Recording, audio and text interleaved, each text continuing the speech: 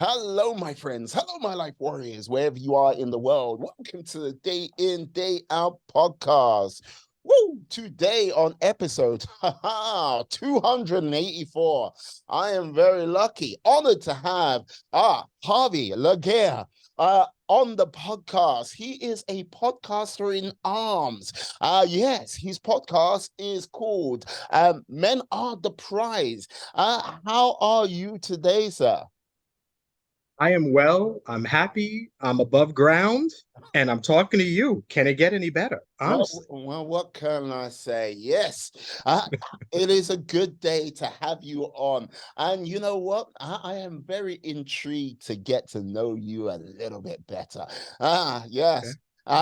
I put it this way before the podcast, like, yes, this is for Harvey's mother. Yes, if he comes out with any salty language, it's not me, it is him. So yeah, let's watch out for that. Yes. Um, I've got to say, yeah, you, sir, with regards to your podcast and how you got that started, it all stemmed from, like, yeah, a podcast with your lovely wife. Yes. That is correct. Uh, That is correct. Allow me to elaborate. Please. Yes. So if we are kind of coming out of COVID, out of this illness that made its way across the world and kind of locked us into our homes for a while. The wife and I, my wife's name is Carice, and we'd always talked about doing a podcast. We have great conversations, and we're like, you know what? We should just do a podcast. Now, all of a sudden, we're in our house. We can't go anywhere. And we're like, here, there's a mic. We should just start recording. Mm, So we just started recording and we came up with the podcast called Love is Black.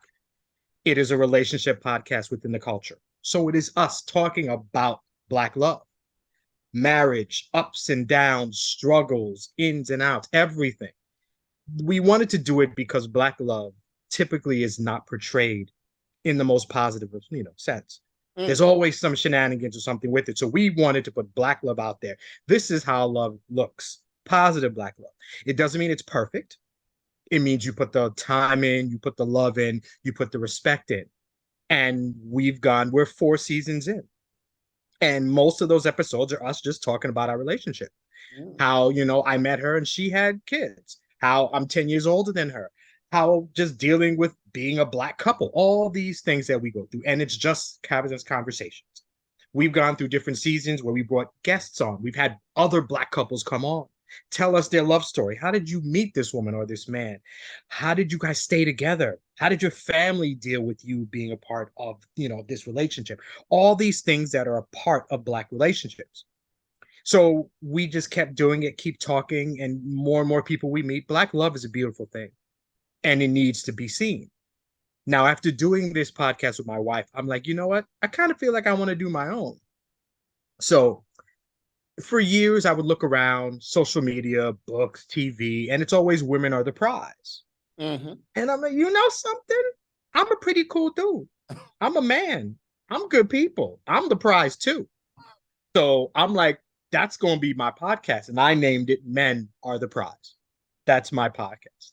That one is a space for men, open, vulnerable, emotional, to talk about anything because that's not something we typically, I guess, maybe on the American side, we're not typically raised to be emotional, to be vulnerable. So I'm like, here's a space for you to talk about anything, your trauma, your issues, your wins, your losses, your struggles, depression, anxiety, your favorite football team, a girl that whatever. Just get it out so that it doesn't stay in, so that it doesn't get stuck in here, so that when it's time for it to all come out, it doesn't explode. And then we do it toxically, because that's the new term that's being thrown about for men, toxic masculinity. So this podcast is a space for men to talk about anything. And the key isn't what we're talking about. The key is that we're talking.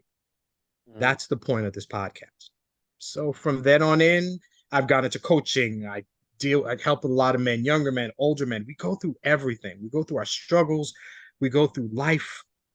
And it's a beautiful thing to see men just kind of realize their value, realize their strength, realize that Relationships are good, but they're not necessary. But the most important relationship is the one with yourself. You got to love you first. You got to take care of you first before we can take care of everybody else. You got to pull that mask down to take care of yourself before you can have everybody else. So that's what Men in the Prize in a nutshell, in a really large nutshell, because I just spent a lot of time talking, but that's pretty much what I do. No, no, like this is the thing. Like there is a lot of things to unpack within, like, well, put it this way, your first podcast with your lady, and like, yeah, with like Men Are the Prize. It's, how can I put it? There is been so much crap, let's just say, which comes with regards to what, like there is a recent documentary saying what is a woman, and which has been sort of like really sort of blowing up in the sort of social media and like through the media, like the press in general. But the whole thing is, what is a man? There is like so many sort of like, it's on such a crazy spectrum right now, from where like, okay, if you are like, if you're like, if you're an open man, like you get punished for it from some regards. If you are a close-off man, you're toxic. And like, yes, finding that quote unquote balance of what is right to be a man is a very complicated question to answer these days. And I think a lot of men don't know where that sort of North Star is, because it was a sort of like, this is what a man used to be. You were a provider. You got like, you went out, you made money, everything like this. Like you, like education wasn't like the main thing, but if you were bringing home that sort of wage packet to guide your family, that's what a man should be. Now, today, that is not so much the case, because, like, in many regards, there are a lot of ladies which earn the equivalent of like their guys, or like go way beyond that, and it makes not a lot of sense for the man in the relationship to be that like I'm the breadwinner, if you get what I mean. Right. Yeah, definitely. I understand. I am case study number one. Mm, Me and my wife, yes. So I met my wife at work. And I was very much, before meeting her, I was very much never going to get married. I didn't have the benefit of being surrounded by great marriages. It didn't look promising to me. The idea of being married didn't seem like a good idea. mm. My parents, very toxic relationship, very abusive, not the type. So I grew up in that. That wasn't a good start. They got divorced when I was 10. I had to go to court. So all this stuff I associated with marriage. I'm not doing it. I'm not getting married. I said it. It's a wrap. I'm not doing it. Maybe I meet somebody. I have some kids. I was talking big. I'm not getting married. I walked into work one day. Beautiful woman sitting at a desk. That's my wife. Well, That's it. like like this is the thing. I think it was, I think it took a little bit more than fate and the power of like one Barack Obama to get you two guys together. It took a bit. There was a bit to it. There was quite a bit. It Mm. was yes, she's beautiful. I'm like, who is that? I mean, it was one of those I had no choice. I'm like, I have to marry her. It was just a matter of time. And from there, obviously we got together, we got married, and we worked. Mhm. We had kids. Up now we worked. And then at the place I was working, I went to work one day and they pulled me aside and said, listen, we don't think we want you to come back ever again. So I no longer had a job. They didn't say it in those words. I kind of cleaned it up, that's, but It's like, from all of a sudden, yeah. So I can imagine your reply at that present time may have been a little bit more colorful than you paint it right now. exactly. And the reason I'm not saying it is because my mama might be watching. Hey. So as you said, out of respect for my mama, I'm just gonna say I was unhappy with the result. Uh-huh. So so Uh-huh. so we went so we went from two incomes Yes. to one. We have four children and we're at home and both of us are working. My mother-in-law would get up, take the kids to the bus, Mm. pick them up, watch them with their homework, maybe feed them. And we're working, we're making money, we're doing okay, but my kids are losing out on their parents. So I lose my job. Actually, I didn't lose it. They took it and they put it somewhere and did not come back. So once I no longer had a job, I'm home. And I looked for a little bit, but I was enjoying now being the person to make my kids lunch, make them dinner, pick them up from school, take them to school, events, whatever. And I'm like, you know what? I think I'm going to do this. Mm. I'm going to be a stay-at-home dad. So the roles were reversed. I am a Haitian man. I am a Caribbean man who all of a sudden was not doing what was expected of a Caribbean man. We're supposed to take care of the house. We're supposed to bring home the bacon. We're supposed to do all these things. So for my family to all of a sudden see this, it was a bit confusion, culture shock, and I didn't really understand the problem. I'm taking care of my kids. Who better to be there for my kids than me? Why is this such a surprise?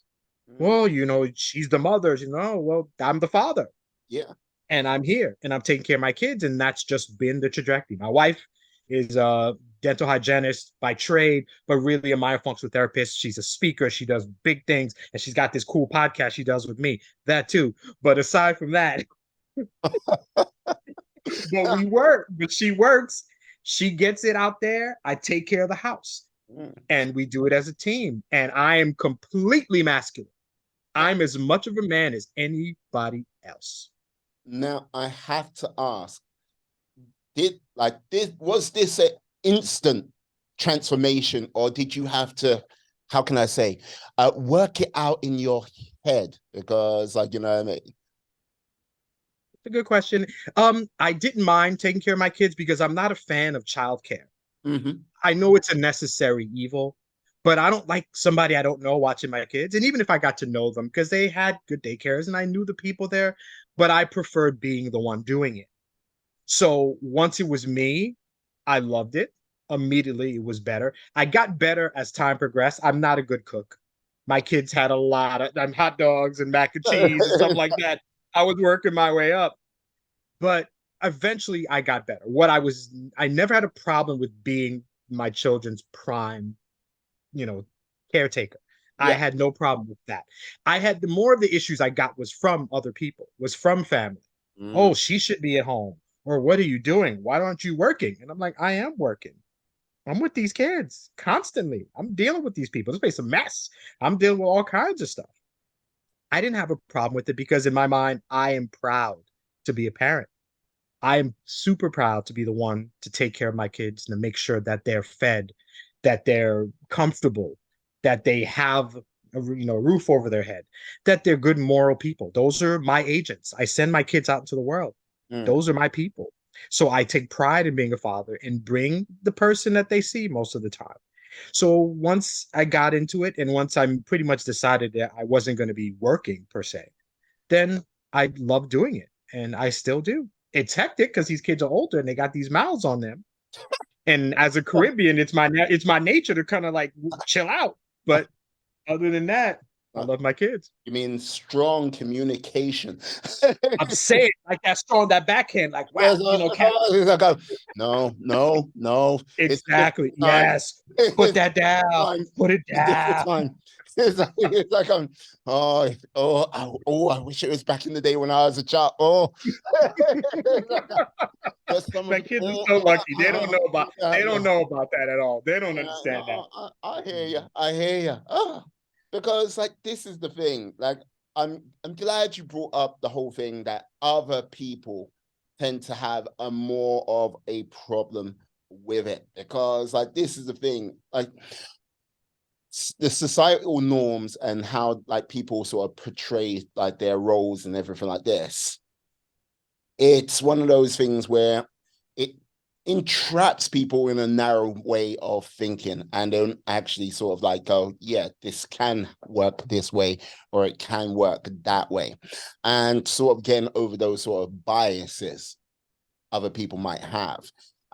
Staying strong with that because I imagine the testing times which would have like basically like did I make the right decision or did I not make the right decision comes up a lot. I would imagine it will come up a lot. You tell me, I might be completely wrong about it, and like me being like, okay, I made peace with it immediately, or it's like, yeah, it was still a process to work on.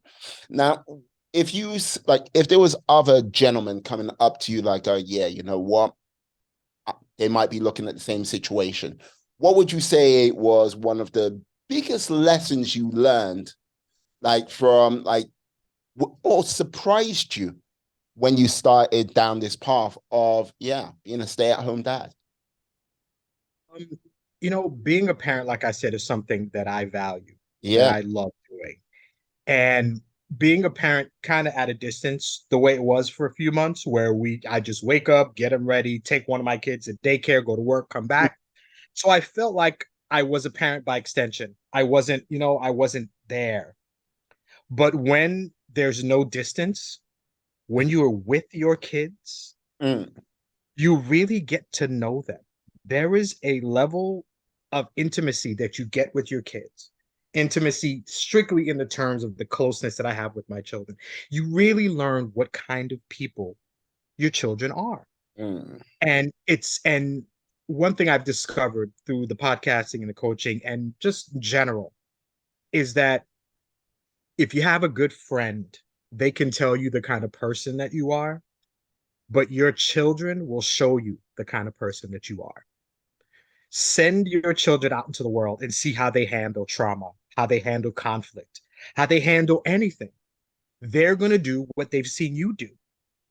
One thing I've learned with my kids is I've got great kids. It's a bias, of course.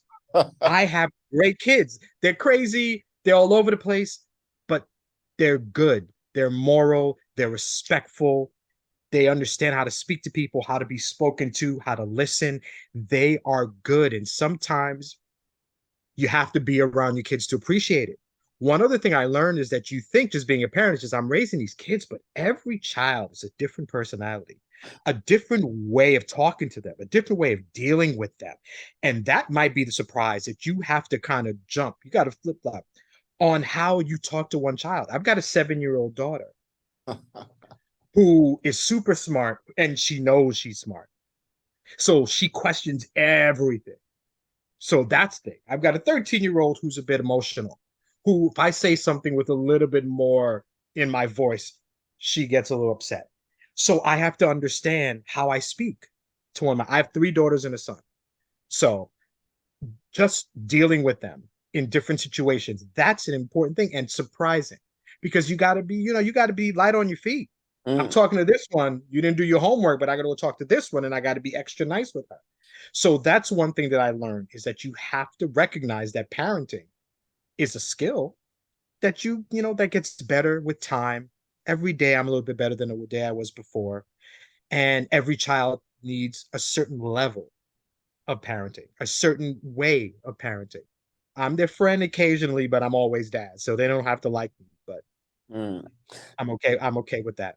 Yeah, no, like this is the thing with regards to parenting. I think it's one of those things where, as you say, every child comes out with like as their own individual. You no two children are the same. I've seen Right. this in households where I've like seen like yes, angelic child, and yes, and the other one is just feral, howling with wolves, like running through the countryside. But like Yes, sir. it's one of those things where it's like it feels like you're playing a game where the rules are not exactly like you feel like you're not actually playing by the right rules all of the time because you are dealing with so many different dynamics, different personalities which come out of the box. And here's one of the things I would imagine, like I've recently become a father, daughter, and stuff like this. There, my perspective, where if it was a boy would be a little bit, it would be definitely different. Not a little bit, it would definitely be different. And I would Right. treat uh, him different if it was a boy. Girl is like, yes, I know I'm going to be a certain way. I'd be like, okay, I'm gonna teach you how to like punch people in the throat and leave it at that because like if I go, yeah, I'm gonna lock you in a tower, yeah, there's going to be one person who will scupper my plans for like that shelteredness, and that'll be her.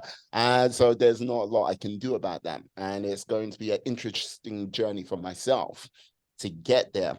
But looking at the world, do you like do you sometimes like stuff you would not have worried about, say 10, 15 years ago, like where with it being like boys and girls, now that you like look at it right now with, how can I say, the world in flux the way it is, do you sometimes look at your boy and go, you are in for a tough journey?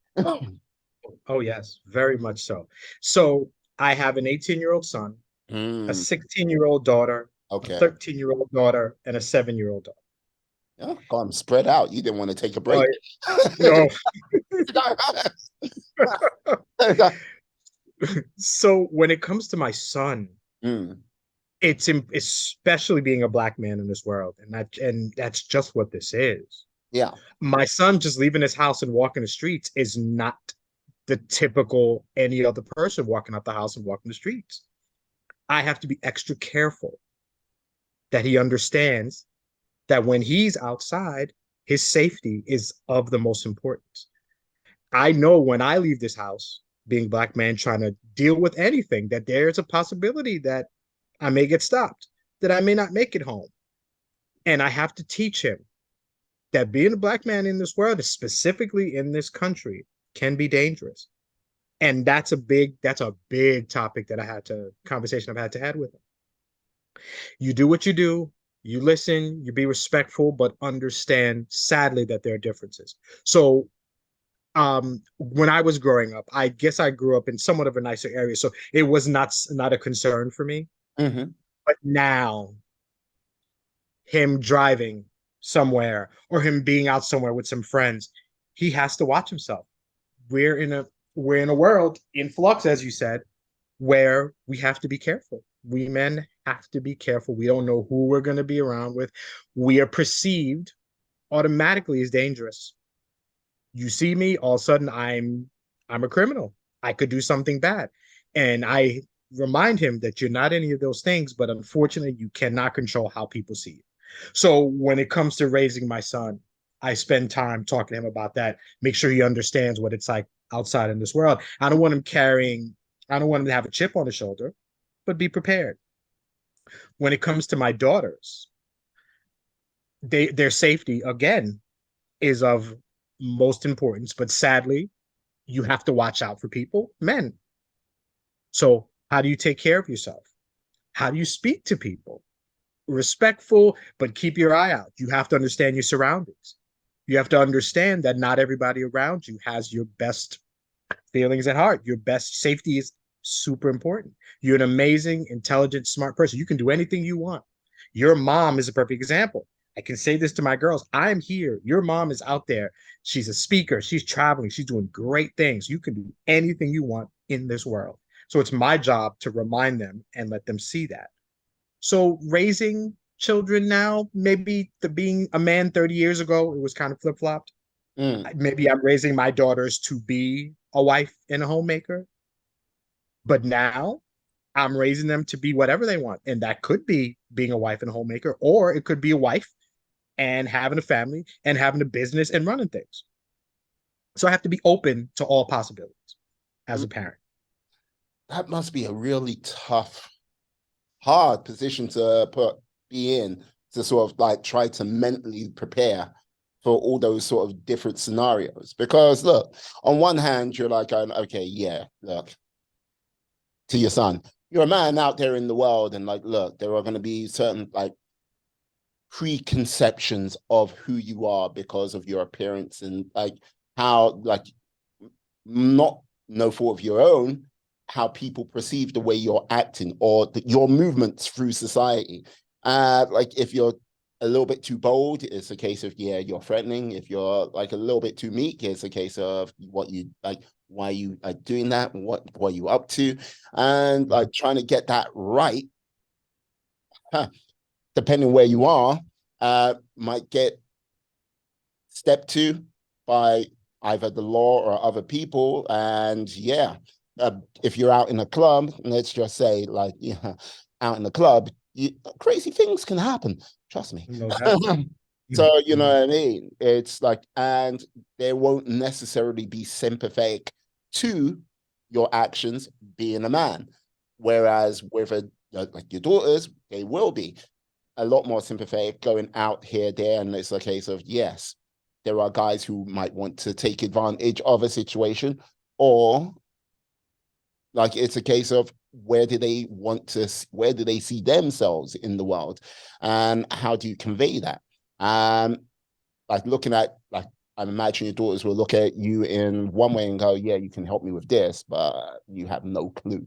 And like with regards to your son, he'll go, you can help me with this, and you have no clue because hey, like both groups like going, you're old and you have no Right. idea what happened Exactly. in this day and age. You Yes, know? sir. Yeah. Mm, That's true. Yes, it's dealing with the kids. It's interesting because what I think, and we remember that when we were their age, we thought we knew everything. mm. I got this world figured out. I don't need these people. No, you don't. And not at all. You think you know, you have absolutely no idea. So that's why I said I like being friends with my kids, but recognize that I can't always be. Mm, And I've had this conversation when I talk to men, especially with my son, because obviously being a man, I can relate with him. A lot of times when we see our children about to go through life, make decisions, and we can see something bad coming, and you want to stop, don't do this. If you do this, this is going to happen. Don't do this. mm, I don't, and you want to save them. You want to just say, no, do this instead. But because they think they know everything and they don't want to listen, as hard as it is, sometimes we kind of have to let them make their mistakes. mm, And we can be there to talk with him about it, to discuss what he learned from it. But that's maybe one of the hardest things is that we know the pitfalls of becoming a man, of becoming an adult. But the only reason we knew about the pitfalls is because we dealt with them. And we don't want our kids to deal with it, but they have to. So when I'm raising my kids, I can see they're gonna do this and this mistake is coming. mm. Don't do it. You don't know anything, Dad. It's not gonna happen. It's gonna be fine. I'm gonna be okay. And then It's gonna be okay. Yeah. You don't know anything, Dad. it's so ridiculous. Like these kids, they swear I'm just making up all this knowledge for no reason. Like, bro. Yeah. No, no, I agree. Because like this is the thing. Like it's how can I say we live in a world where okay, look, we want to like okay, we want safety for like the people we love, and we don't want them to like come like fall into harm's way. Right. But here's the thing: there is if you like basically coddle or wrap them up in cotton wool all this time, they don't learn, or if when like adversity does come, that hardship, uh, they are ill prepared for it. And like, you know what I mean? Letting that go. And I think it's one of the things where I think like a lot of society has fallen along that way. And like you go, like people go, yeah, you must be talking about the kids. We're not like this. And I'll go, no, it's not just kids. I think it's like one of those things where it's just it's happened. Kids are feeling it, and it goes all the way through to like yeah, like from their generation to our generation to the boomers and beyond right now, where I think because things are being very good in this world of ours. People might not say that. And like, yes, we're on the brink of like we've come out of a pandemic. Like, yes, Russia's kicking off. But for the most part, things have been very good, very easy for much of society, you know? Right. Agreed. Agreed. Um, yeah, it is good. I agree. There's a positive spin to look at and comes to life. We have gone through a lot in the last few years. We have gone through, like you said, this pandemic, and I know we can look at it a different way and see all this stuff, but still recognize the basic things that we have Mm, to be happy with. Our kids don't see that. Our kids don't see that there's war here, there's famine here, all these things that are happening. And I think to a degree, I kind of like that. I think I like my kids for right now, kind of having not seeing it all to mm, just maintain their childhood. They should be able to just live that way. And if home is where they are and the best things that are happening are home, then they don't have to focus on negative stuff. That's coming. My 16-year-old daughter, I'm going to get to her. Eventually, we're going to have to talk about stuff. My 13-year-old, she can enjoy life and listen to music and whatever. We'll get to that stuff. But having a positive view of life and understanding that bad things do happen, but bad things aren't all that happen. Absolutely. When you recognize that in most cases, it's a minute part of life. Because it's bad, it may hurt a lot, but it's not the most important part. It's not the largest part. It's just maybe the part that you see and maybe you remember. But as long as my kids can recognize that even with some turmoil that may be going on in the world, they're still in a good space. They're Mm, still and they have opportunities for good things to happen. So that's the way I can see it with the kids. But I agree that it is a big, it's good to stay positive when it comes to life. absolutely. Like if we're not staying positive, what are we doing? Exactly. What's the point? Yeah. Yeah. Yeah, no. But I am like one of the things I am curious about yourself and where your perspective may have changed. Like when you started, like, yeah, your podcast, Love is Black. Now, what was there something what was enlightened to you that you didn't actually see before because you're having more conversations where there may have been a blind spot or like was it just a case of you started the podcast and you were like, hey, we're pretty much on the same page? Well, I think for me, I mean, I've got a bit of a backstory, Oh, so that kind of leads to why I do this podcast. So, um, like I mentioned, I got into it. So, 10 years old, my parents got divorced, yeah. toxic relationship. Hmm. I'm living with my dad. I go to college and I failed out miserably. I went to college and let's just say I had way too much fun, Okay. way too much fun. So I came back home and I failed out miserably.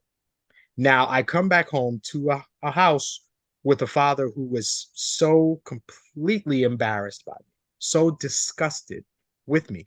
He couldn't even look me in the eye. It could he really the concept of his son, because my dad is a CPA, he's an accountant Yes. and doing well. And so in this family, in Caribbean families, like he was this guy, he's this one, like his son's gonna go and do big things. And for him to go to school, come back a failure. I spent a year in this house where he couldn't even look at me. Anytime you can see when somebody doesn't like you, you can feel it. And it's even worse when it's your parent. So I went through that. And towards the end of that year, I really just was in a depression, an epic depression. So much so that I tried to kill myself. On my wrist, I have a scar here that I see because this was my attempt to end it because I didn't think I had anything left. I failed out. Nobody liked me. I'm by myself. There's nothing. I don't have a friend or whatever. And I tried and I didn't do it. I got out of that. I got past it eventually. And it took me a while because after that terrible relationship with my father, almost maybe 7 or 8 years where we didn't even speak. I had a lot going on there. But one thing that hit me later on was I had no one to tell that to. There was nobody to say, I could say, you know what? I don't have any self esteem right now. I am useless. I don't feel good. I'm dumb. I thought I was smart. Then I went to college and it turns out that I'm not. I didn't have an outlet. And I dealt with that and I got past it. And then eventually met my wife, had my family. But doing the podcast with my wife and just seeing other people talking, I realized that this is something that a lot of men deal with. We go through a lot and we don't have anybody to talk to about things. And I'm like, that's that. Then I did the podcast with my wife, and I'm like, I think I can do this. I have an opportunity to kind of give men what they may not have had when they were growing up, or even in their 20s and 30s, somebody to talk to. How are you dealing with the fact that you didn't get that raise or that promotion? How did you deal with it when you were in high school and there was that girl you really liked and she wasn't interested at all? Or you wanted to make the football team and you didn't make it? Like, did you have somebody to talk to, or have you been holding all that in? And if you have, it's been just sitting there and festering, getting worse and worse and more and more. And more disappointments are just building on top. And it's getting worse. And then you're 32 and you've got a job, but this is not what you wanted to do at all. And maybe you have a wife and you don't really like her, or you don't have anybody at all. And then how do you finally deal with it? You explode and you do something that you shouldn't do. Who do we have to talk to?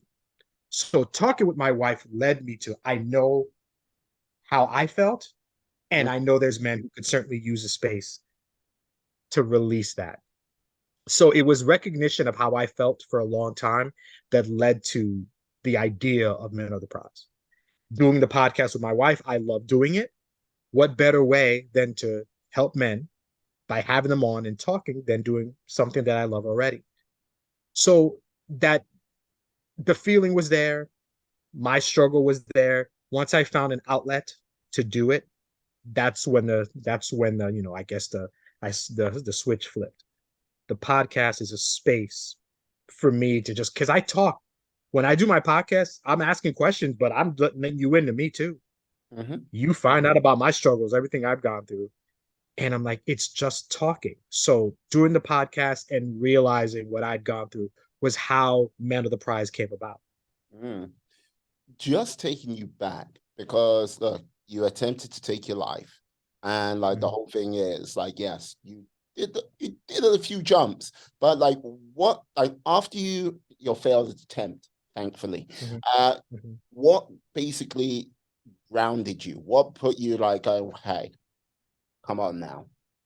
I don't know. I don't think I have a specific thing. I know I tried, and I think getting that close to doing it, Mm-hmm. I'm like, no, it just didn't feel right. I was really down. I was really depressed at this point. Yeah. But getting to the point where I would make a decision like that, I think that's what it was. I'm like, I can't do this. I'm better than this. I've got to find something. So that was that one and only attempt, and obviously failed. But I'm not going to do that again. I need to get myself into a better space. I got to get out of this house, those looks, this despair that I was just living in. I got to get out of that. Mm. Listen, I'm human and I'm allowed to fail. And if I can't fail, if you can't even see your son, if that bothers you that much, then and you don't even see me barely as human anymore. So I need to get out of this. So I left. I actually ended up going back to the college because I had made a lot of friends there. I spent some time there, still hung out and did whatever. But then finally I left there. I came back and then then I was living with my mom. And then I took me a while to kind of get myself back. I'm like, let me go to school. I'm a smart person. I can do this. But I didn't realize how much my past was just holding me back within, and that's even the divorce and not seeing a good relationship and having years. I didn't have anybody to talk to about my parents' divorce. Mm.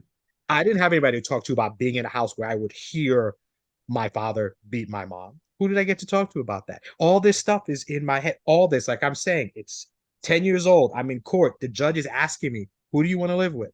So I have to pick a parent. This, all these things, building, building, and building. Eventually, I get out into the world and I can't handle it. And I don't know why I can't handle it. And I don't know who to talk to handle it.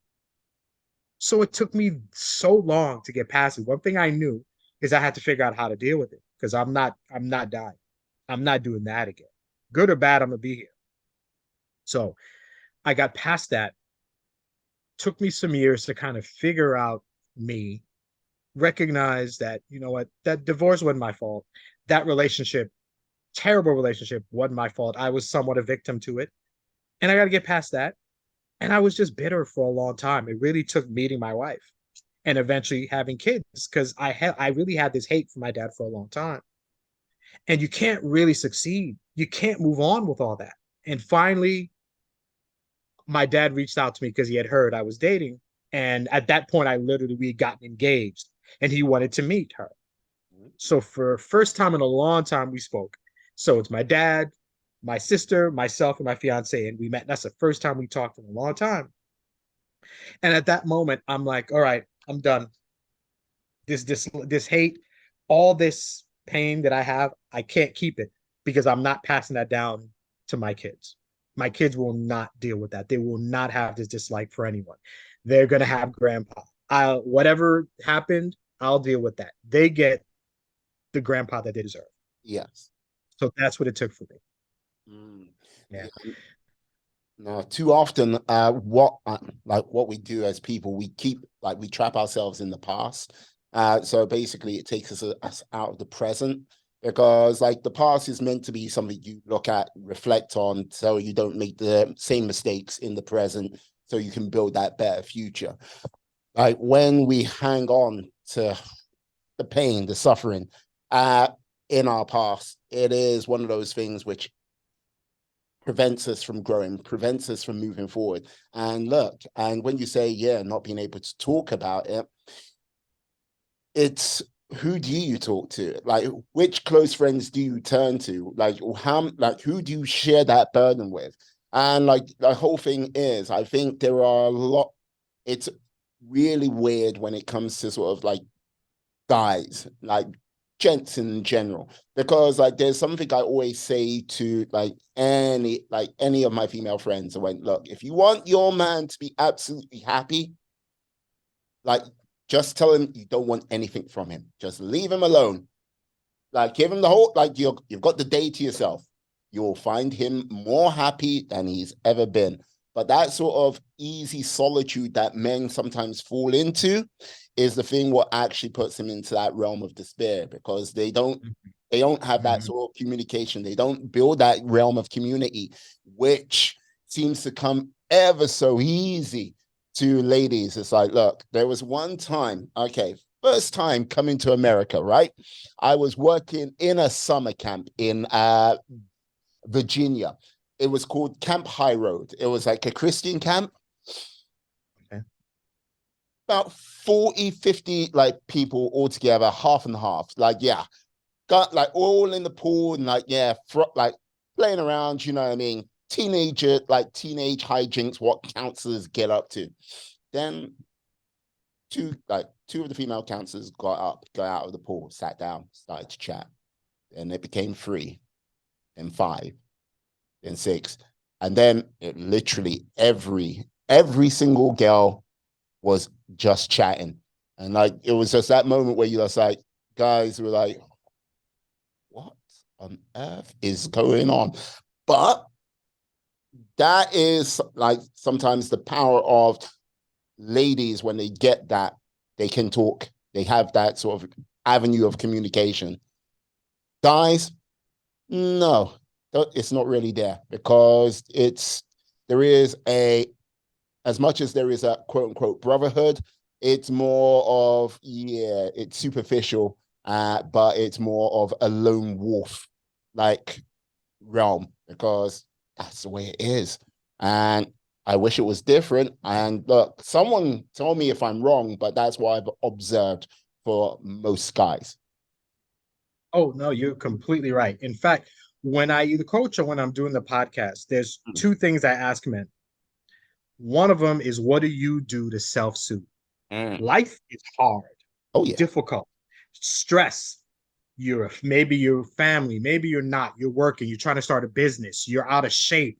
All these things. Life just throws stuff at you continuously. What do you do to get away from that? Do you go ball for an hour? Do you read? Do you meditate? Yoga? What do you do that is for you? And we're not raised.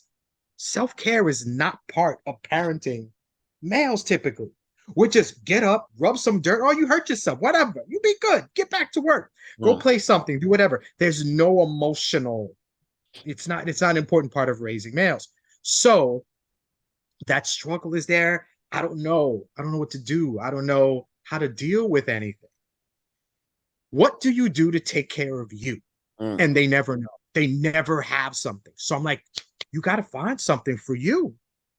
The second question I asked them is, if something went down right now, let's say you did something dumb, so stupid. Do you have a friend right now who you could call and say, yo, Jimmy, I did some stupid ish. Like I was with this girl and she was the love of my life and I messed her up and I messed up and I did something stupid. Do you have a friend right now who you could call and say that, who you'd feel safe enough to just drop all the stuff you did at his feet? and know that it wouldn't go anywhere? Do you have a friend who is your safe space?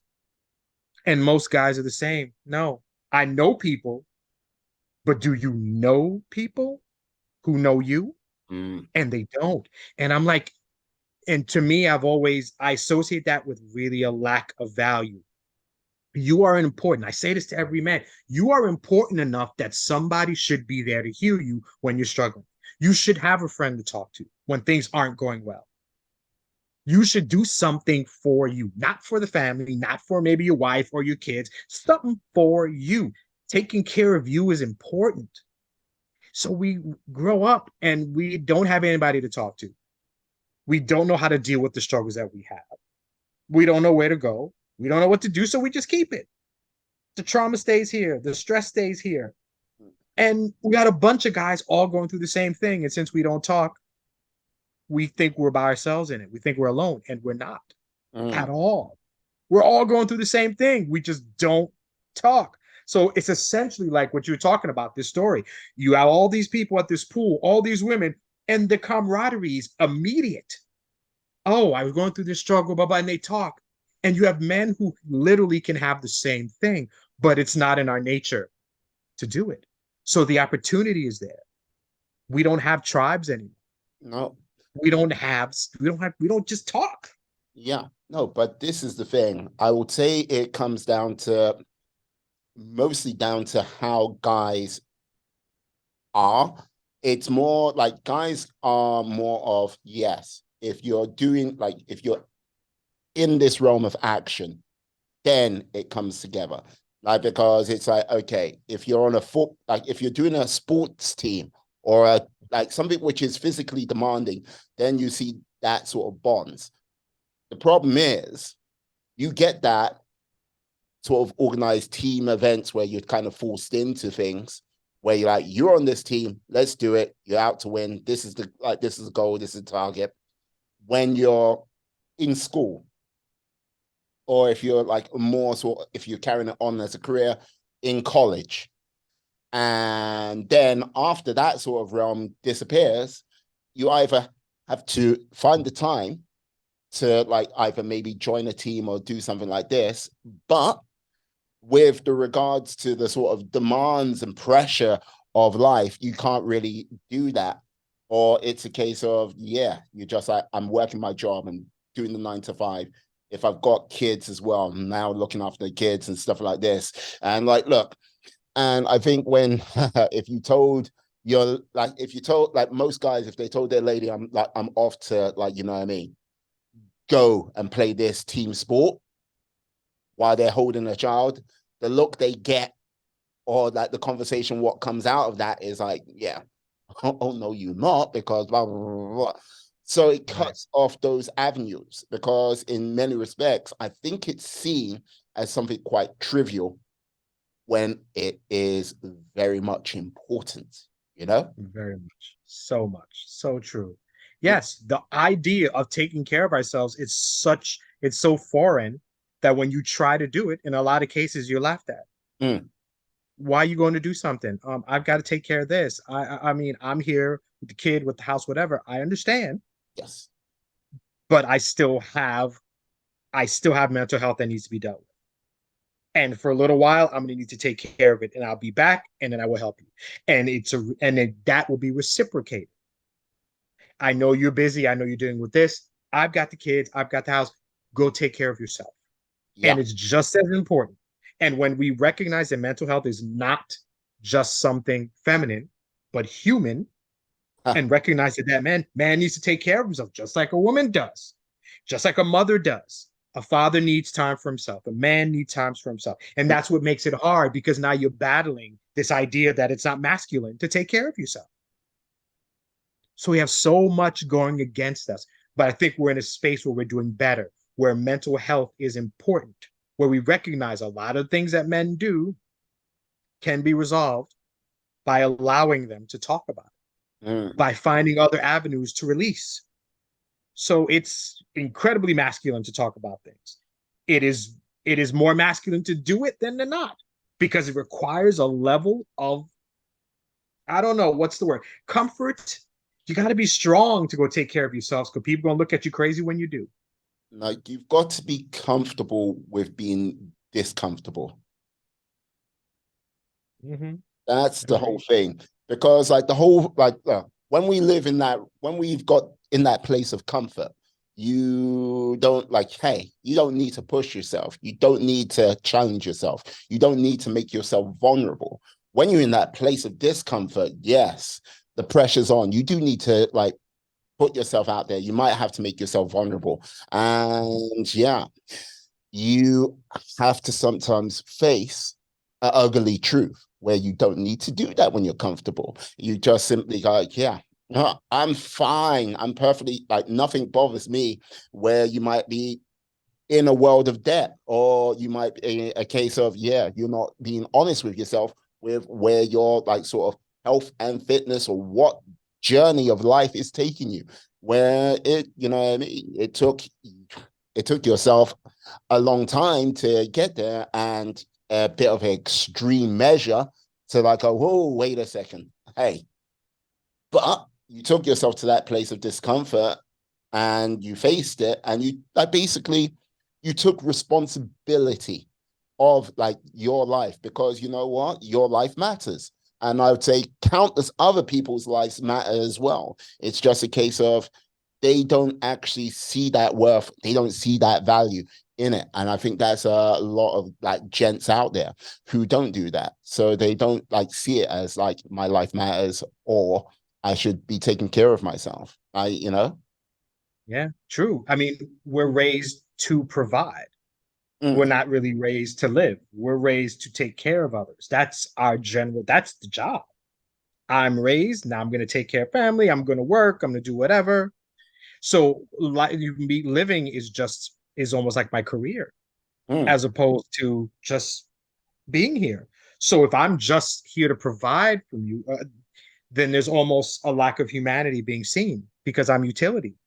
I'm just here to take care. I'm just here to do things. But there's a person behind that uniform. mm. There's a person behind that mask, and that person needs to be taken care of. That person needs to know that there's a break from what we're supposed to do because I think we men, that's how we're raised. We want to take care. I enjoy taking care of my kids, taking care of my wife, doing all these things. It's what we're supposed to do, but that's not all that we are. Mm. And when it's perceived that that's all that we are, then nothing else matters because it's not a life. It's just somebody taking up space who does what needs to get done, as opposed to the person who knows that what needs to be done is to take care of themselves, but they don't do it because of how they'll be seen. Our lives are incredibly important, and we have to know that for ourselves. We have to decide it for ourselves, and we have to act on it. And Yeah. it's hard to do that. Mm. And like, you know what? It's interesting you say life. It's a life because like this is the thing with regards to a lot of the I'm gonna say false North Stars which are out there to sort of guide men in this day and age, whether that be your Andrew Tates, your Liver Kings, or like, you know what I mean, Fresh and Fit and all those type of Right. yeah.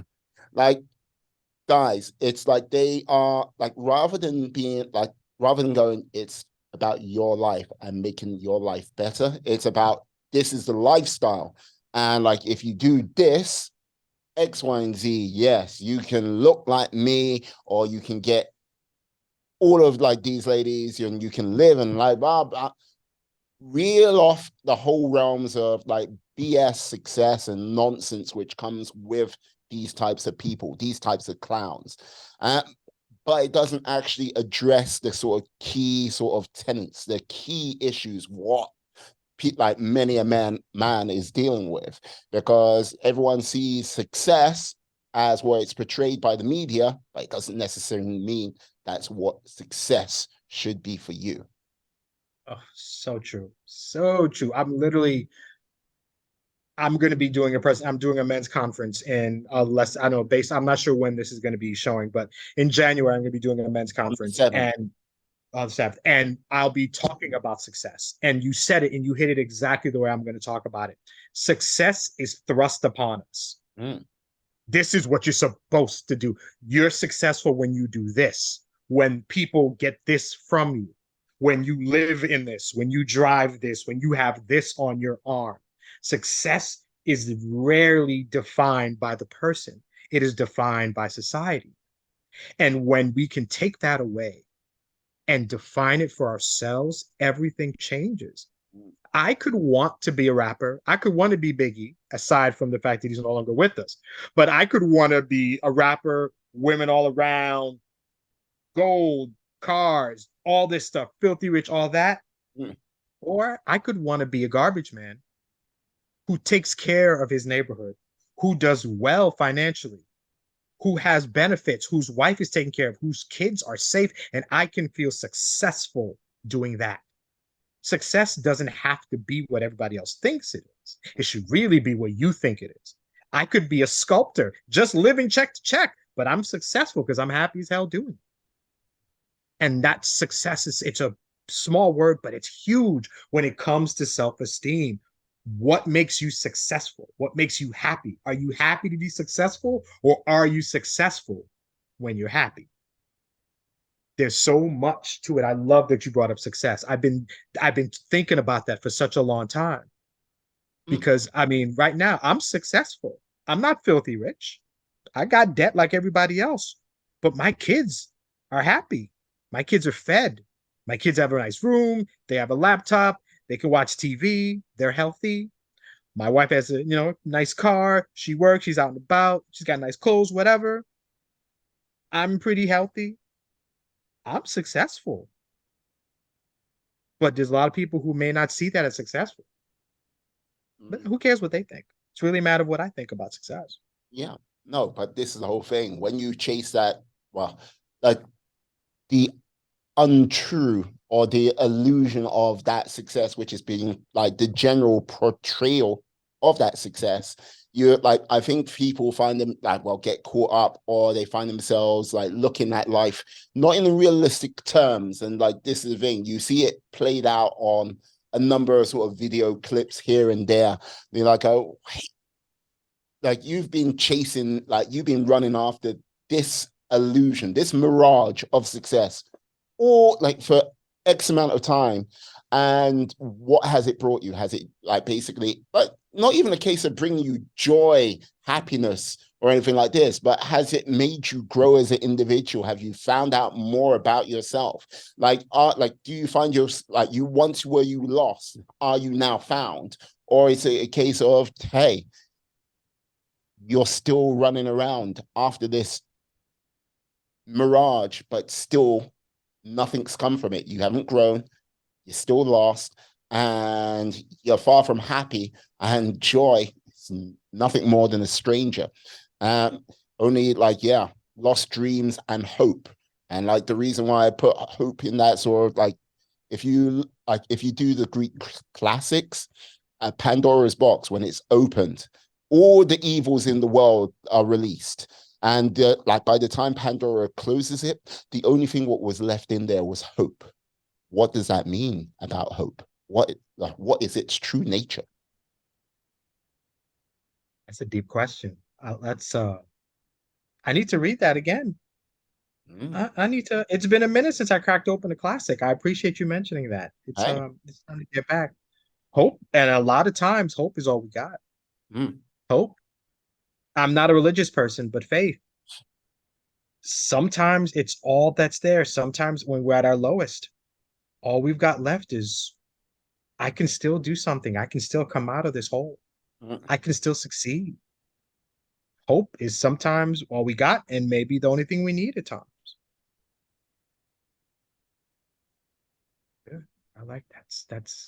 I like that. I feel like if nothing else, even though this is a great conversation, hope is what I'm getting out of this so far. Now, this is the thing. What I would simply say to you is this: hope is great to have, but you've got to wrap that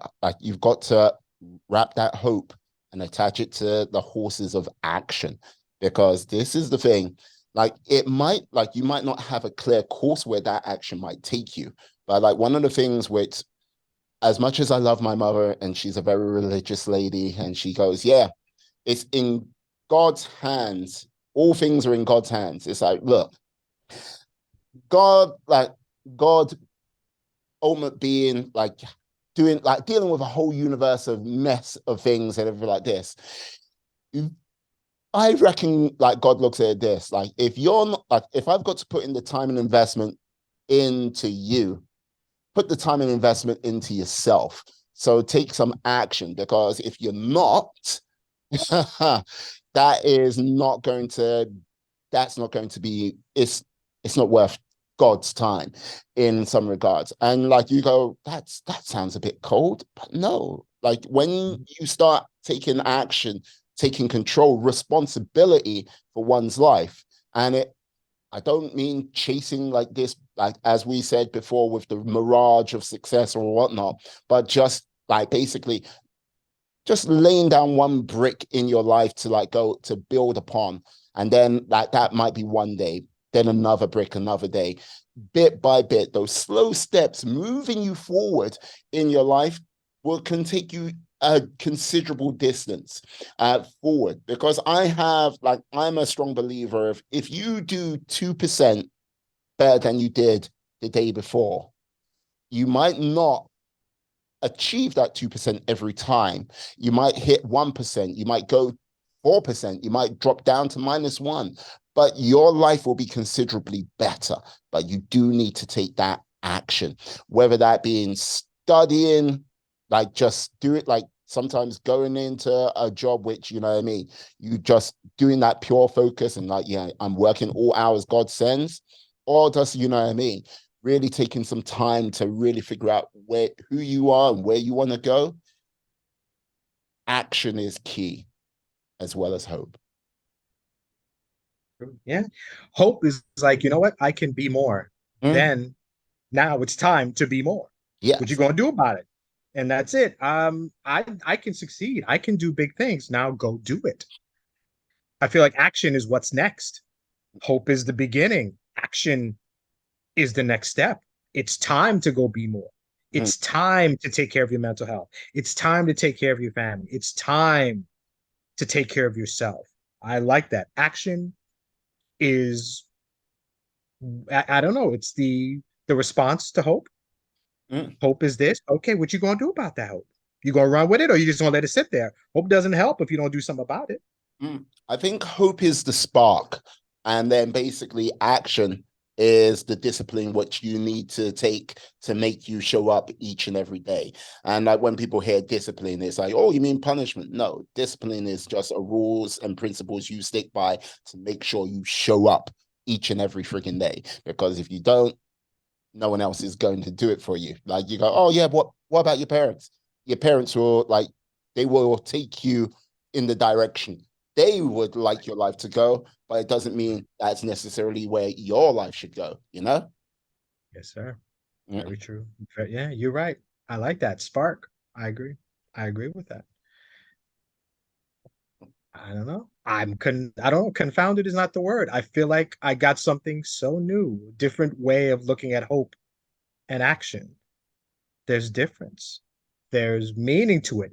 What do we do? I like the use of hope and what we're going to do next. mm, Because I got to have hope. I got to believe that I can succeed, and now I got to go succeed. And we're going to have people tell you, you can do this, you can do that. But if that's not what you want to do, mm, that's not hope. That's just somebody just throwing their success, their idea of success on you. mm. And you got to figure that out for yourself. You got to figure that out for yourself and then run with it. I have to ask, like, has there been, since like basically, yeah, starting Men Are the Prize, Mhm. what would you like, what were you expecting to fit, like find out? Was there a preconception to what you've like realized is today? You mean in regards to these conversations with men, what I was expecting to find out there? Yes. So I expected a lot of men to want to do it and quickly realized Uh-huh. that it's not as easy as I would like to think it is. I thought all I needed is to just create a vessel, a location for men to talk. This And is it's building been, dreams. And it's not that easy. So Yeah. that's the first thing. It's not that simple. So that was the first thing I learned.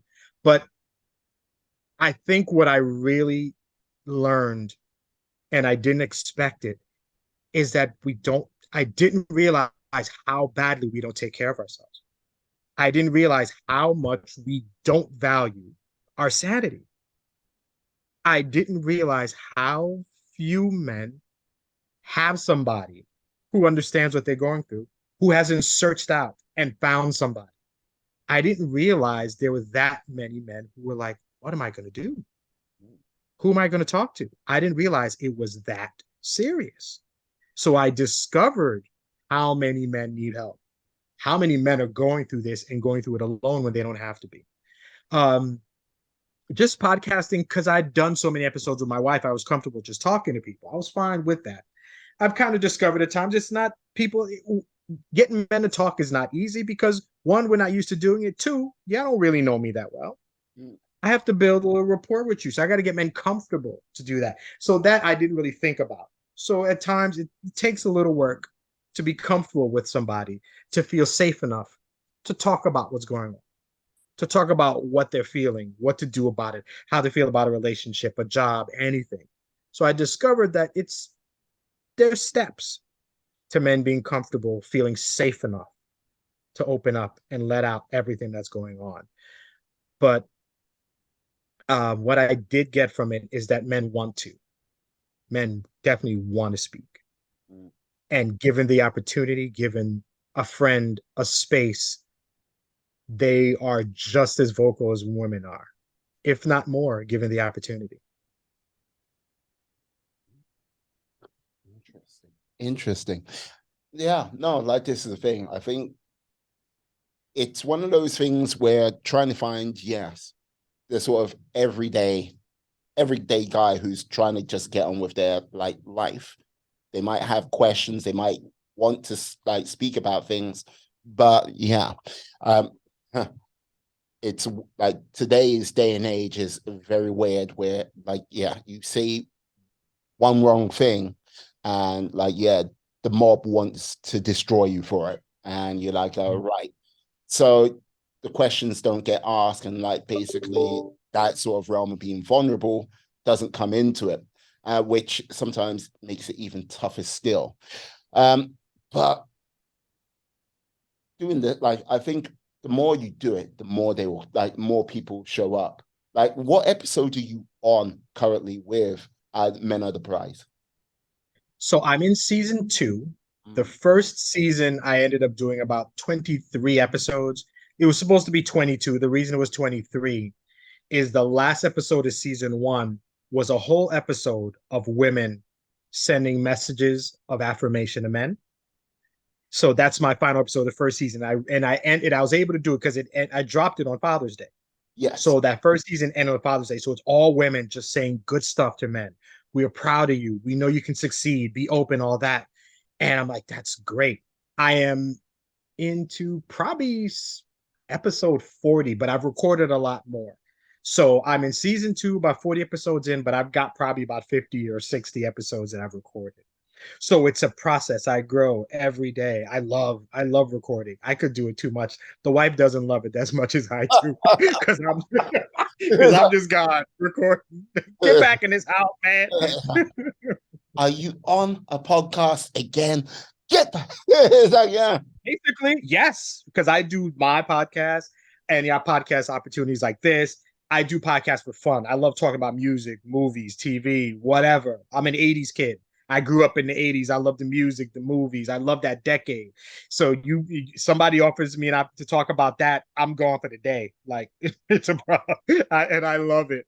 So Hey, that's where I live. you know what? Hey, I should bring you on my other podcast, which is on hiatus. But yeah, like you know what I mean? Like, but this is the thing. I do love the podcast medium myself because this is the thing. Like when like everyone tells you this, like appreciate when like you got to enjoy it when you're like while you're young, you're gonna miss it and everything like this. It's like right. You know, I go, yeah, Four Weddings and a Funeral. When I was a kid, I watched that film. Like I was like I quite love that older. movie. Oh my God. Yeah, but Oh. the thing about Four Weddings and a Funeral, when you watch it in your sort of late teens, early 20s, it makes no sense to you in some regards because you're like, oh, weddings, funeral, what the hell are you talking about? But Mm-hmm. as time goes by, you're in your 20, like in your teens, early 20s, you're like, you turn and go, we are Legion. And you hear this, oh, and off you go out in the world. Yeah. In your late 20, like mid-20s, late 20s, you go, we are Legion. Like, oh, still a loud roar. As many Mm-hmm. people. Yeah, you get into your early 30s and you're like, we are Legion. Oh no, we're no. We're like we're a strong unit, and it's like, yeah, it's like, yeah, get into your 40s. We are Legion. No, we're just like a crack group of commandos. But like the thing, what made it really drop for me, then this was like still like a little bit late when you kind of like had this like, oh, with like glass plane breaking moment. My friend Sarah, she got married up in Aberdeenshire, and this was something like, I think maybe 8 years, maybe 10 years after we've all sort of graduated from university. Everyone showed up, everyone was there. And like basically everyone who was like, what I mean, close group of friends showed up in Aberdeenshire, celebrate her day and everything like this. Any other time, it'll be like, oh, I can't do it this because of this, and oh, I can't do it because of this. And like, yeah. But every time a wedding comes up, friends gather, friends come together. It's like, right, no worries. And yeah, as time goes by, unfortunately, life, takes like people step away from the table and like there are empty chairs in that life. And everyone comes together for those days. And like, you're like, all right. And like the other thing, what brings people together is new kids coming into the world. Look, Mm-hmm. you won't see your friends for ages. Oh, I've had a kid. And all of a sudden, everyone rocks up. That's Mm-hmm. something. Well, it would have taken away from the movie title, but if it's not, if it's Maybe. yeah, if it's not weddings, birth, and death, you don't get to see your friends as much as you used to. You know, Yeah. and that's one of the things where I think, yeah, people need to remember those friendships. People need to remember those bonds and like, yeah, make the effort to see each other outside of that. Even I know life is tough. I know life is challenging. I know it takes so much time. And like, look, trust me, there is nothing more than like just like after a long week at work, like, yeah, I want to just sit on my backside. What like either like go to the gym, do a little bit of exercise and chill. But Right. if you're not maintaining those relationships, if you're not having like those friendships, which, as you say, who can you call when life is, you've got yourself in trouble or you'll find yourself in despair? It's a tough one. You don't like people like, I'm not there. And like, what I mean? Back in the day in college and stuff like this, I would say that you may have had more, like one or two conversations which would have taken like steered you away from trouble, but not there as you get older. I think that's where a lot of men fall down, you know? Yeah. Agree. Yeah, you're right. Like I said that earlier, is that we don't have tribes. And I meant that in terms of groups of friends, a group of men, somebody who just hang out together, just mess around. We're men, we're not the most serious creatures. Mm. We're just out there enjoying life. And we don't have that. And we don't nurture it. We don't, I guess, have the friends through high school and college and just kind of stick together and keep in contact. So what you have is a bunch of men who are kind of just thrown out into the world, just kind of dealing with it Mm. without everybody to talk to communicate with, to kind of bounce ideas off of. We're just kind of out there in the world, and having a friend to remind you that you're important, to also pull you in and say, no, that's dumb. Don't do that, keeping you accountable, but also reminding you that you're a good person. We need that. And friendships are incredibly, especially for men, because we don't talk. We need these people around us who will see maybe at a time when you're not talking, but they know you, so they know something is up, Mm. so that they will say, "What's going on? You all right? No, no, no, for real. Are you all right? Mm. We need those people around us who care enough about us to ask us those questions and then to listen when we answer. So you're right, friendship is paramount to us walking this earth and staying on it, happy, content, and it's just to keep trying. We have to keep friendships, keep hope alive, and friendships will lead you in the best direction. All right, you had that idea when you were in high school. How come you didn't do it? You're a good looking dude. Go ahead, go buy her a drink or do something. Mm. Put the remote down. Let's go to the gym. Something. Those people, you need those people around you to keep you sane and sometimes give you a kick in the backside. Get up. Let's get to it. People who do that care and love you. And we need more of those. We need more of those tribes in this world. Absolutely, absolutely. Like, yes, oh, we're almost to the end of our time. Now, I've got to ask, now, look, where do you want this journey to take you with regards to the podcast, or like basically where you would like to this journey to like take you in the next few years? What would you like to see? What would you like to achieve? So I want to eventually, I will always do this podcast as long as I know people value it and listen. Mhm. I want to get to a time into a world where men are just comfortable talking. I want men to I want this to be normal. I want the idea of men. So I probably will always be doing this. I want the idea of men speaking about anything to be commonplace. And you don't have to search for a podcast for it, or you don't have to search for a coach for it. You should be comfortable speaking to whomever, a friend, colleague, comrade, whoever. My mission is to keep doing this and to bring people with me. And obviously, I coach and to have more people coach with me and to help men succeed, to find success in life, to find success in whatever it is that you want to do.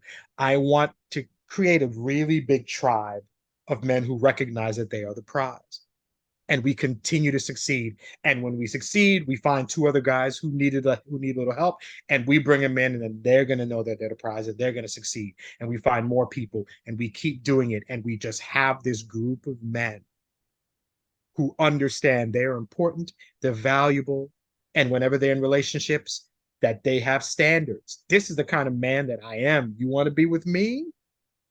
This is what I bring. This is what I provide. And this is what I expect from you. Because when you value yourself, you value your place in life, in relationships, you won't take less.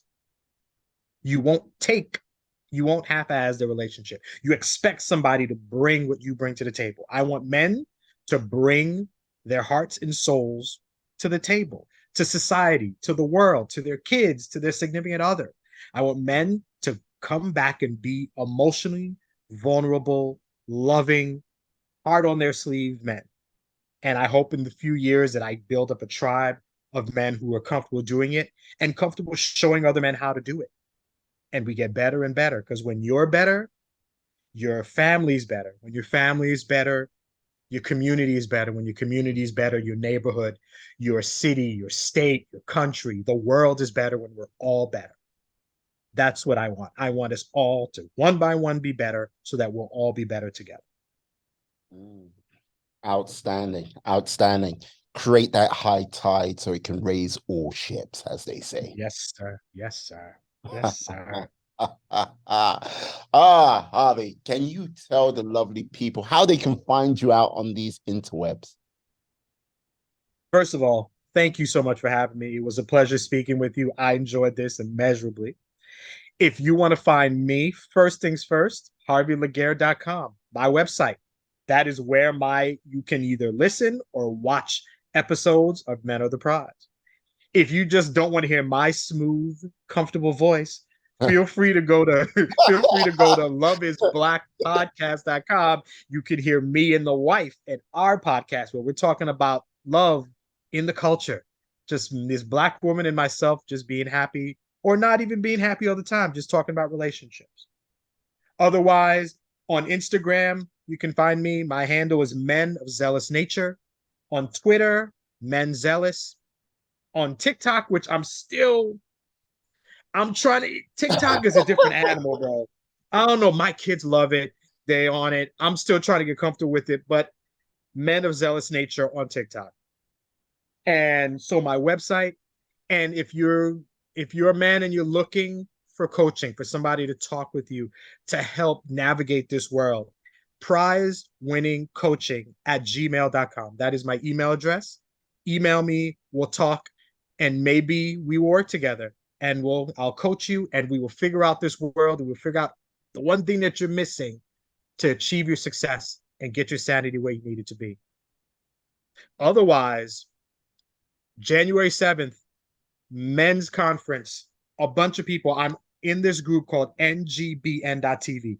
It is a TV network dedicated to men 40, 50, and 60 years old. So it's this whole conference of men, and we're going to get together and we're going to talk about our issues. We're going to talk about our struggles, talk about everything we need to do to get better.